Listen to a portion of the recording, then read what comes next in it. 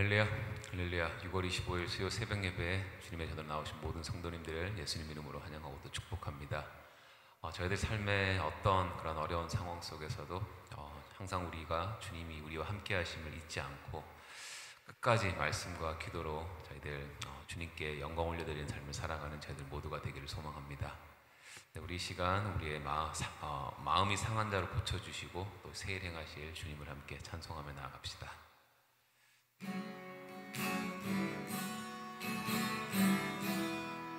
마음이 상한 자를 고치시는 주님, 하늘의 아버지 날 주관하소서. 주의 길로 인도하사 자유케 하소서. 새 일을 행하사 분케 하소서. 마음이 상한 자를 고치시는 주님, 하늘의 아버지 날 주관하소서. 주의 길로 인도하사 자유케 하소서. 새 일을 행하사 분케 하소서. 의에 줄이고 목이 마르니 성령의 기름 부으소서. 의에 줄이고 목이 마르니 내 잔을 채워 주소서. 성령으로 채우사 주 보게 하소서. 주의 임재 속에 은혜 알게 하소서. 주 뜻대로 살아가리 세상 끝날까지. 나를 빚으시고 새날 열어주소서. 다시 한번 고백할까요? 성령으로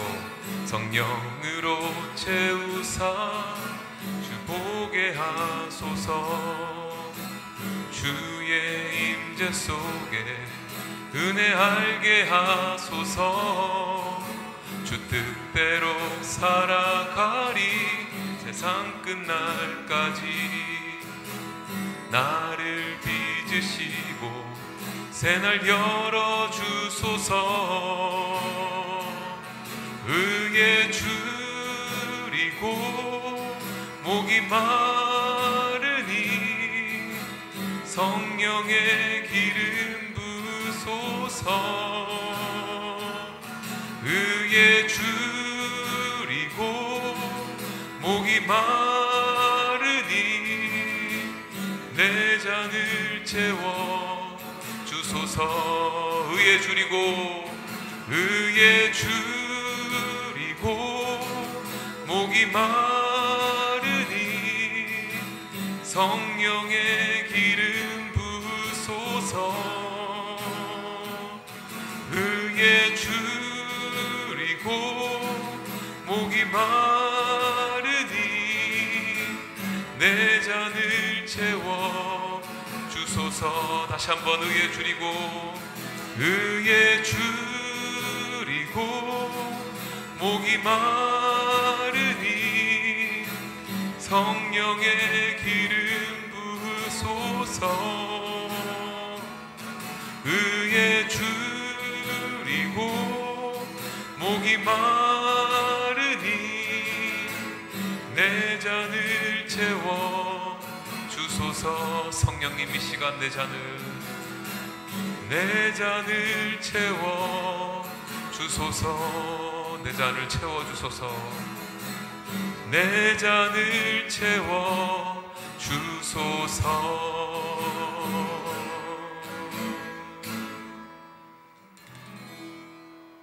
아멘.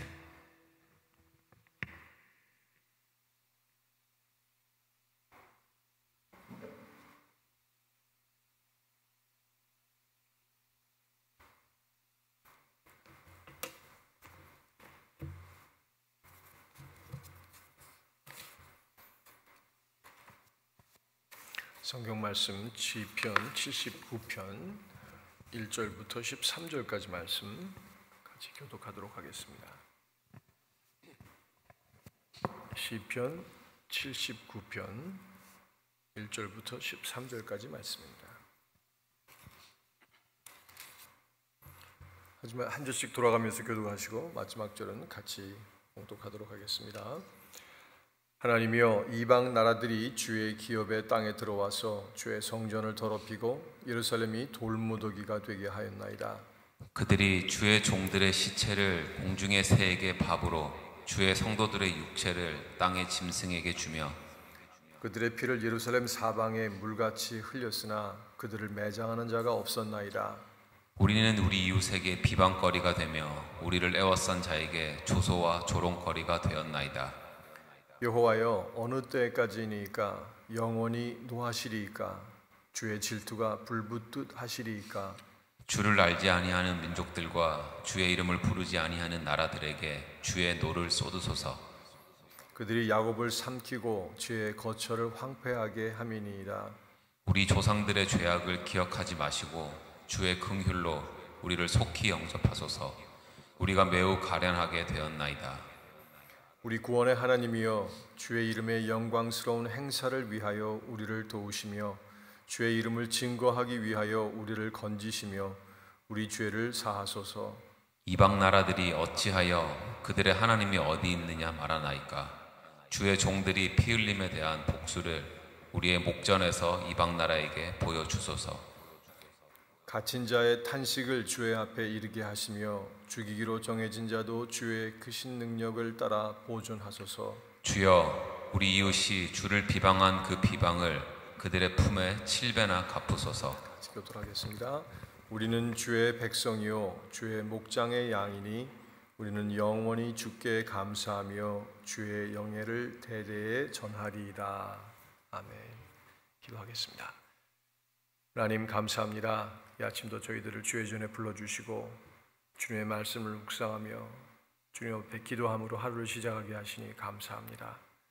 저희가 나누는 이 말씀 가운데 주의 음성을 들을 수 있는 귀와 마음을 열어주시고 또 그 말씀에 순종하며 하나님과 동행하는 저희들의 하루의 삶이 되게 하여 주시옵소서. 예수님의 이름으로 기도하였습니다. 아멘. 오늘 이 본문 79편을 보면 굉장히 아주 1절부터 특별히 4절까지의 말씀을 보면 하나님의 백성들이 처한 그 모습, 이스라엘이 처한 모습이 아주 처참한 상태에 있는 것을 보게 됩니다. 이방 나라들이 주님의 땅 이스라엘에 들어와서 하나님의 성전 예루살렘의 성전을 더럽히고 그 예루살렘 도시를 돌무더기로 만들었습니다. 돌무더기로 만들었습니다. 그리고 이 이스라엘 백성들의 죽음을 하늘에 나는 새들에게 먹이로 내주고 주님의 성도들의 살을 들짐승에게 먹이로 내주고 사람들이 여기저기서 이 피 흘리고 죽어가고 그 시체가 이 들짐승들에게 먹이가 되는 그런 아주 처참한 모습이죠. 계속해서 3절 사람들의 피가 물같이 흘러 예루살렘 사면에 넘치게 되었다 이렇게 표현합니다. 그리고 희생당한 이들을 매장하는 자가 없었습니다. 이렇게 이스라엘이 예루살렘이 완전히 초토화되고 황폐케된 이런 상황. 사람들은 죽어 시체가 곳곳에 산재해 있고 그 시체를 들짐승이 와서 먹는데 아무도 이 적절한 장례 절차를 치러줄 시체를 매장할 사람조차 없는 그런 아주 처참한 상황입니다. 그러면서 4절에 우리는 이웃에게 조소거리가 되고 주변 사람들에게 조소와 조롱거리가 되었다 이렇게 표현을 합니다. 황폐해진 그리고 처참하게 부서져 버린 예루살렘, 예루살렘의 성전 그리고 거기 여기 흩어져 있는 시체들을 보면서 이 주변의 사람들은 이 이스라엘 백성들을 향해서 살아있는 자들을 향해서 조롱하고 웃고 조소한다. 이러한 표현들 외에는 저희가 도대체 이 시편 79편이 쓰여진 그런 어떤 역사적 배경 이 무엇인지를 저자가 분명히 설명을 하지를 않기 때문에 알 수가 없습니다. 그러나 성서학자들이 추정하기는 아마도 그 예루살렘 성전이 이 바벨론 사람들에게 침략을 당하고 완전히 다 무너져 버린 그때가 아닐까 이렇게 추측을 합니다. 그래서 이제 더 이상 이스라엘이라고 하는 나라가 남쪽의 유다 왕국이죠.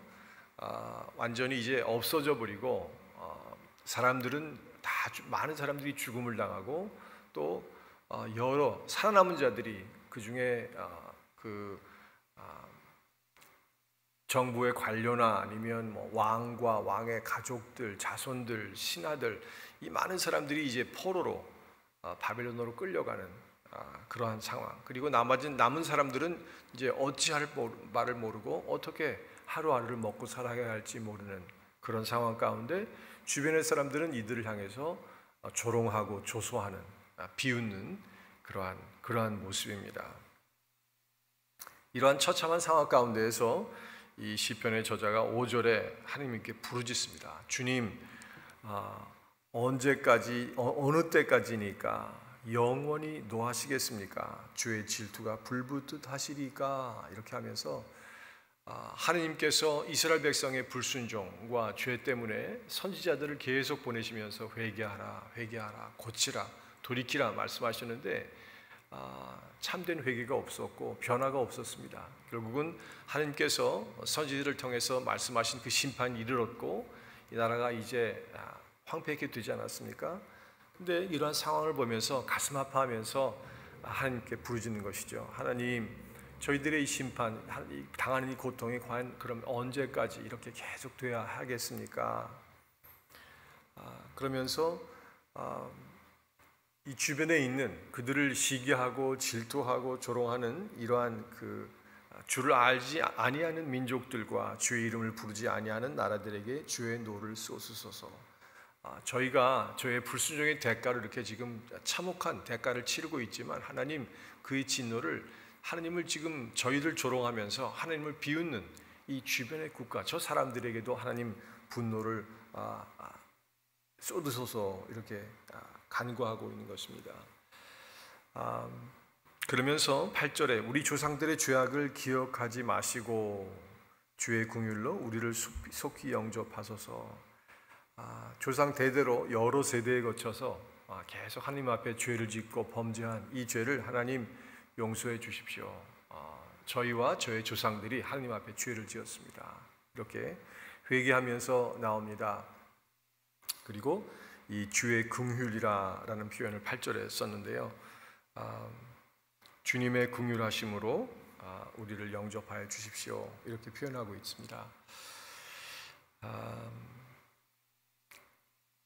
이 시편을 보게 되면요, 많은 경우 아주 극악한 그런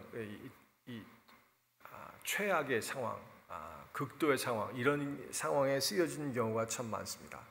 이 79편이 아주 좋은 예인데 나라가 완전히 망하고 수많은 사람들이 죽임을 당하고 시체는 주변이 널브러져 있는 이런 상황.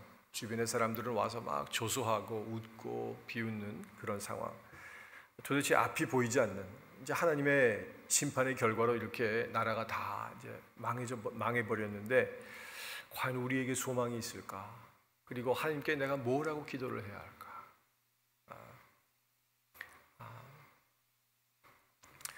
제가 오늘 이 말씀을 묵상하면서 성경 이 설교의 제목을 소망의 근거라고 한번 제목을 생각해 봤습니다. 소망의 근거.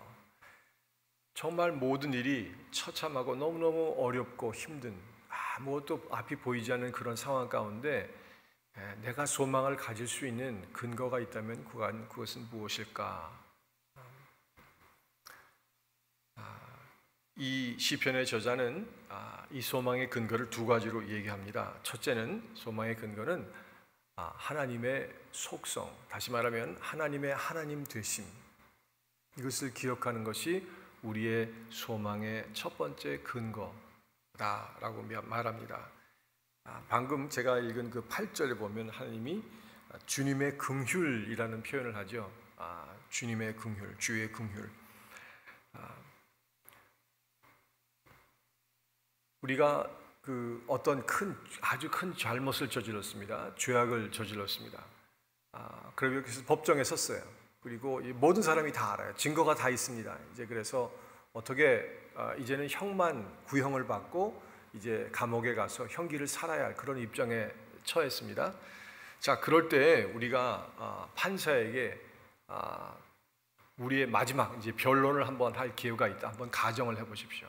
딱 한 번의 기회입니다. 여러분은 그 판사에게 과연 무슨 말을 하시겠습니까? 잘못을 했고 죄를 저질렀어요. 그리고 증거가 확실합니다. 그리고 잡혀와서 이제 판사 앞에 서서 판사가 판결을 내리기 바로 전이에요. 그러면서 마지막 변론의 기회를 주겠습니다. 자, 할 말이 있으면 하십시오 라고 얘기를 하는데 그때 과연 무슨 말을 할까요? 제가 억울합니다. 저는 그러지 않았습니다. 뭐 이렇게 말할 수도 없죠. 왜냐하면 증거가 이제 다 있으니까. 저는 원래 그런 사람이 아닙니다. 뭐 이런 변명도 이젠 통하지 않겠죠. 왜냐하면 자기가 죄를 저지른 것이 만약에 누구를 해코지를 했으면, 해쳤으면 그 결과가 명확히 있잖아요. 피해자가 있잖아요. 근데 거기에 대해서 저는 그런 사람이 아닙니다. 저는 결백합니다. 제가 그러지 않았습니다. 이런 변명은 더 이상 소용이 없습니다. 과연 무슨 말을 할까요?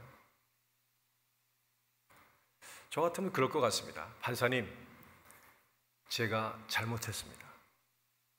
제가 잘못했습니다. 거기에 대해서는 부인하지 않겠습니다. 제가 한 가지 드리고 싶은 말씀은 그저 저를 불쌍히 여겨주셔서 형을 내려주시면 제가 어떻게 해서든지 형을 살고 이 사회에 유익한 사람으로 살도록 힘쓰겠습니다. 부디 선처를 부탁드립니다. 아마 이런 말을 하지 않을까 싶습니다. 이제 뭐 더 이상 변명할 것도 없고 내가 아니다, 내가 안 그랬다, 뭐 억울하다 이런 말도 전혀 통하지 않잖아요. 그때는 판사에게 직접 호소하는 것밖에 없어요. 이 시편 79편의 저자가 지금 그렇게 하고 있습니다. 이 심판자 되시는 하나님 앞에 가면서 하나님, 우리가 이렇게까지 심한 죄를 저지르진 않지 않았습니까? 하나님, 억울합니다. 주변의 사람들 우리를 조소하는 것 참 저 사람들 너무 이런 말도 다 쓸데없습니다. 심판자 되시는 하나님 앞에 나가면서 주님, 긍휼히 여겨 주십시오. 불쌍히 여겨 주십시오. 하나님의 가지신 속성 중에 하나가 긍휼히 여기심이에요. Mercy, merciful God. 긍휼히 여기시는 하나님. 그 하나님 앞에 나아가는 거예요. 주님, 하나님은 긍휼히 여기시는 하나님 아니십니까? 불쌍히 여겨 주십시오. 잘못했습니다. 저희와 저희 조상들이 주님 앞에 죄를 지었습니다.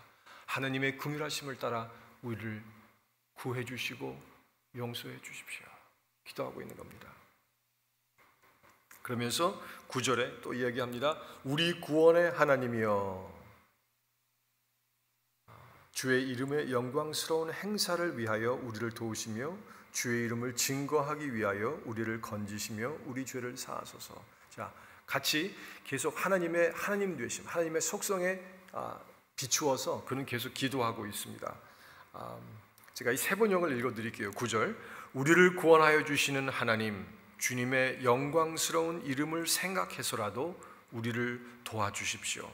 주의 명성을 생각해서라도 우리를 건져주시고 우리의 죄를 용서하여 주십시오. 이렇게 기도하고 있어요. 긍휼하신 하나님께 부르짖었고, 두 번째로 우리를 구원하여 주신 하나님. 하나님은 저희 민족의 역사 가운데 계속 저희를 구원해 주신 하나님이십니다. 구원의 주님, 구원의 주님께 부르짖습니다. 하나님의 하나님 되심, 하나님의 속성을 기억하면서 그는 지금 기도하고 있습니다. 주의 영광스러운 이름, 또 주님의 명성이라고 얘기하는데, 이게 이 79편의 저자만이 이런 기도를 하는 게 아니에요. 여러분 잘 아시는 그 모세의 기도에도 이런 게 나옵니다. 우리 출애굽기 32장 11절부터 13절까지 말씀 제가 읽어드릴게요. 여러분 잘 아시는 구절이에요. 모세가 하나님의 인도하심을 따라서 이스라엘 백성을 이제 이집트에서 데리고 나옵니다. 400년 만에 노예 생활을 하다가 데리고 나오는데, 나와서 하나님께서 광야를 지나다가 시내산에서 모세를 부르세요. 올라오라고. 그러시면서 모세에게 십계명을 주시죠. 근데 백성들에게는 기다리라고 했습니다. 내가 내려올 때까지 기다리라고. 근데 이 사람들이 시간이 점점 지날수록 불안해지고 하니까 모세의 형인 아론에게 가서 당신의 이 동생 모세가 지금 하나님 앞에 부르심을 받아서 저 산 위로 올라갔는데 구름만 잔뜩 덮여 있고 내려오질 않는다. 그분이 도대체 살았는지 죽었는지 알 수가 없다. 그러니 우리가 예배할 신을 만들어달라. 그래가지고 아론이 너희들이 갖고 있는 금을 다 달라 그래가지고 금으로 금송아지를 만들죠. 그래가지고 막 이제 그 앞에서 춤을 추고 막 그들의 예배를 합니다. 자, 이 모습을 하나님께서 모세에게 보시고는 말씀해 주세요. 그리고는 하나님께서 진노하십니다. 그래서 내가 이 민족을 다 멸해버리겠다. 아니 200만이 넘는 사람을 출애굽시켜가지고 이제 홍해를 건너서 데리고 왔는데 하나님께서 너무 분노하셔서 내가 이 사람들을 다 죽여버리고 너와 너의 자손들을 통해서 새로운 나라를 이루겠다라고 말씀하세요. 그래서 200만이 이제 다 죽게 될 운명이에요. 모세가 산 위에 있으면서 하나님 앞에 기도합니다. 그 기도가 출애굽기 32장 11절, 12절, 13절에 나와요. 모세가 그의 하나님 여호와께 구하여 이르되 여호와여 어찌하여 그 큰 권능과 강한 손으로 애굽 땅에서 인도하여 내신 주의 백성에게 진노하시나이까? 어찌하여 애굽 사람들이 이르기를 여호와가 자기의 백성을 산에서 죽이고 지면에서 진멸하려는 악한 의도로 인도해 내었다고 말하게 하시려 하나이까? 주의 맹렬한 노를 그치시고 뜻을 돌이키사 주의 백성에게 이 화를 내리지 마옵소서. 주의 종 아브라함과 이삭과 이스라엘을 기억하소서. 주께서 그들을 위하여 주를 가리켜 맹세하여 이르시기를 내가 너희의 자손을 하늘의 별처럼 많게 하고 내가 허락한 이 온 땅을 너희의 자손에게 주어 영원한 기업이 되게 하리라 하셨나이다. 이러면서 하나님께서 말씀해 주신 그 약속, 그리고 하나님의 고귀한 이름, 이 이름이 하나님께서 이 이스라엘 백성을 여기서 다 죽여버리시면 저 이집트 사람들이, 하나님을 알지 못하는 이집트 사람들이 두고두고 하나님의 이름을 훼손합니다. 하나님이 어떤 분이신지를 모르고 이 죽어버린 이스라엘 민족들을 생각하면서 하나님의 이름을 모멸할 것입니다. 그래서 하나님의 이름의 영광을 위하여 또 하나님께서 우리 선대에게 주셨던 그 약속, 그 신실하신 하나님의 속성, 하나님 기억해 주시고 그 약속을 기억해 주시고 이들을 멸하지 말아 주십시오 라고 중보기도 하죠. 그랬더니 14절에 여호와께서 뜻을 돌이키사 말씀하시는 화를 그 백성에게 내리지 아니하시니라. 하나님이 화를 돌이키셨어요. 200만 명이 넘는 백성들이 그냥 하나님 앞에서 죽을 뻔하다가 모세의 중보기도를 통해서 살아난 거죠. 근데 모세가 뭐라고 기도했죠? 하나님의 높으신 이름, 그 이름이 훼손되지 않도록 하나님의 신실하신 그 약속해 주신 그 하나님의 신실하심을 기억해 주시고 저들을 멸하지 말아 주십시오. 하나님의 하나님 되심, 그 속성을 의지해서 하나님 앞에 간구한 거예요. 오늘 본문 시편 79편의 저자도 같은 기도를 하고 있습니다. 우리를 구원하여 주시는 하나님, 주님의 영광스러운 이름을 생각해서라도 우리를 도와주십시오. 주님의 명성을 생각해서라도 우리를 건져주시고 우리를 용서하여 주십시오. 하나님은 거룩하신 하나님, 좋으신 하나님, 긍휼을 베풀어 주시는 하나님, 신실하신 하나님, 우리를 구원해 주시는 하나님이시지 않습니까? 그러니 다 멸망해버린, 이제 나라를 잃어버리고 예루살렘은 다 초토화돼버린 이 가운데 남아있는 살아남은 이 백성들 하나님 불쌍히 여겨주십시오. 주님의 진노를 걷어주십시오. 하나님 앞에서 다른 변명하지 않아요. 이 저자는 하나님의 하나님 되심, 그 속성을 가지고 하나님 앞에 간구하면서 중보하면서 기도하는 것입니다. 그러면서 주님 우리를 도와주십시오. 10절에 모세가 했던 것과 비슷한 기도를 합니다. 어찌 이방인들이 그들의 하나님이 어디 있느냐 이렇게 부르짖게 하시겠습니까? 라고 그가 말합니다. 이방 나라들이 어찌하여 그들의 하나님이 어디 있느냐 말하나이까. 주의 종들이 피 흘림에 대한 복수를 주의 목전에서 이방 나라에게 보여주소서. 이집트 사람들이 하나님에 대해서 모독하는 그런 것과 같은 그런 모독이 어찌 이 사람들의, 이 주변의 사람들의 입에서 나올 수 있겠습니까? 하나님, 저희를 긍휼히 여겨주시고 구원해 주십시오. 그러면서 11절 갇힌 자의 탄식을 주의 앞에 이르게 하시며 죽이기로 정해진다도 주의 능력에 크신 능력을 따라 보존하소서. 이렇게 하나님의 능력으로 저희들을 긍휼히 여겨주시고 하나님 구원해 주십시오. 이렇게 이 시편의 저자는 하나님의 하나님 되신 하나님의 속성을 기억하면서 기도하고 있습니다. 변명하지도 않습니다. 억울하다 이렇게 말하지도 않습니다. 하나님 어떻게 이러실 수 있습니까? 이런 기도도 아닙니다. 하나님은 긍휼하신 하나님이십니다. 하나님은 신실하신 하나님이십니다. 하나님은 구원의 하나님이십니다. 우리 조상들에게 그 하나님의 모습을 계속 보여주셨고 저희가 그런 하나님을 믿습니다. 하나님의 하나님 되심을 따라 저희들을 구원해 주시고 살려주십시오. 두 번째, 소망의 근거, 하나님과의 관계입니다. 관계.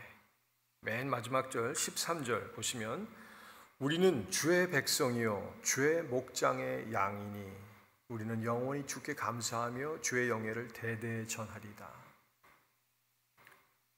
제가 지난주에 어렸을 때 제가 사고 친 얘기를 말씀드렸죠. 아버지께서 사주신 새 자전거를 타고 나가가지고 첫날 그 하루 사주신데 그날 저녁에 자전거를 타고 나가가지고 박살을 냈습니다. 너무 겁이 나가지고 집에 들어와서 자는 척하고는 뭐 그냥 입 닫고 가만히 있어요. 죽은 시체처럼. 근데 저녁이 되니까 아버지가 돌아오셨어요. 그래서 어머니한테 이 얘기를 들으시고는 부엌에서 막 큰 소리가 나는 거 들려가지고 제가 방에서 정말 죽은 듯이 가만히 있었습니다. 방에 들어오셔가지고 저를 깨우실 줄 알았는데 깨우시지 않으시더라고요. 깨워도 뭐 모른 척 하려고 그냥 저는 잠에 취해서 일어나지 못하는 계획을 딱 하고 있었는데 아버지께서 깨우지는 않으세요. 근데 그 다음 날이 되니까 아버지의 화가 좀 누그러지셨어요. 그래서 대강 조금 혼나고 그냥 넘어간 거예요. 그래서 살았다. 자, 이게 어떻게 이렇게 가능할까요? 물론 제가 큰 사고를 친 거 분명합니다. 그죠? 아버지가 화나신 것도 분명히 이해가 돼요. 근데 아버지의 화가 어떻게 이렇게 누그러졌죠? 제가 아버지의 자식이니까 그래요. 아들이니까. 네. 자식이는 부모 없다 그러잖아요. 네. 아무리 큰 사고를 쳐도 아버지 잘못했어요. 죄송해요. 요새는 뭐 자식들이 부모한테 가서 뭐 엄마 사랑해 하고 포옹 한번 하고 아빠 사랑해 하고 또 뽀뽀 한번 해주면 그냥 뭐 그렇게 막 화가 나다고 쓱 다 사라져버리고. 그럼 뭘 말합니까? 관계예요. 부모와 자식의 관계. 그 어떤 죄라도 그 관계를 무너뜨려 버릴 수 없어요. 이 시편 79편의 저자가 그들이 처한 이 처참한 상황을 바라보면서 하나님 앞에 기도하는데 맨 마지막에 그가 하는 기도가 이겁니다. 우리는 주님의 백성 아닙니까? 하나님. 하나님이 주님의 종을 보내서 아브라함 때부터 약속을 주셨고 모세를 통해서 이집트에서 이끌어내셨고 우리 조상들이 그렇게 범죄해서 지금 이렇게 심판을 받고 있지만 지금껏 우리를 인도해 주시고 지켜주신 우리는 주님의 백성 아닙니까? 우리는 주님의 목장의 양입니다. 하나님, 기억해 주십시오. 하나님과의 관계, 이 관계에 의지해서 기억하고 있습니다. 어찌 보면 좀 뻔뻔스럽지 않습니까? 죄를 그 불순종에 계속 죄를 저지르고 하나님이 보내신 선지자들을 수없이 죽였어요. 많은 피를, 무고한 피를 흘렸어요. 근데 이렇게 큰 이제 나라가 망하고 나니까 하나님 앞에 제정신을 차리고 돌아오면서 하나님의 긍휼하심을 따라 우리 구원해 주시는 주님이심을 기억하니 하나님 우리를 살려주십시오 기도하는 거 뻔뻔스러운 기도죠. 맞아요. 그러면서 우리는 주님의 백성입니다, 주님의 목장의 양입니다 기도한 기도도 뻔뻔스럽죠. 근데요, 자식은 부모님 앞에, 부모 앞에 뻔뻔스러울 수 있어요. 자식이 늘 부모님 앞에 아주 그냥 만점짜리, 100점짜리 자식입니까? 실수 많이 하고 사고 치고, 저처럼 아버지가 선물 주신 거 그날 당일로 다 그냥 부서뜨려 버리고 이런 실수해요. 잘못해요. 죄 지어요. 근데 하나님 앞에 뻔뻔스럽게 나와서 기도할 수 있는 게 하느님의 자녀가 가지는 특권이라는 거예요. 우리가 잘나서가 아니에요. 우리가 신앙생활 잘해서가 아니에요. 엉터리로 사는데 하나님 앞에 나와서 한마디 합니다. 아버지 하나님, 아버지 하나님, 제가 하나님 앞에 자녀입니다. 제가 죄졌습니다. 제가 잘못했습니다. 저를 긍휼히 여겨주십시오. 하나님의 속성을 기억하면서 기도하고, 제가 주님과 관계가 있지 않습니까?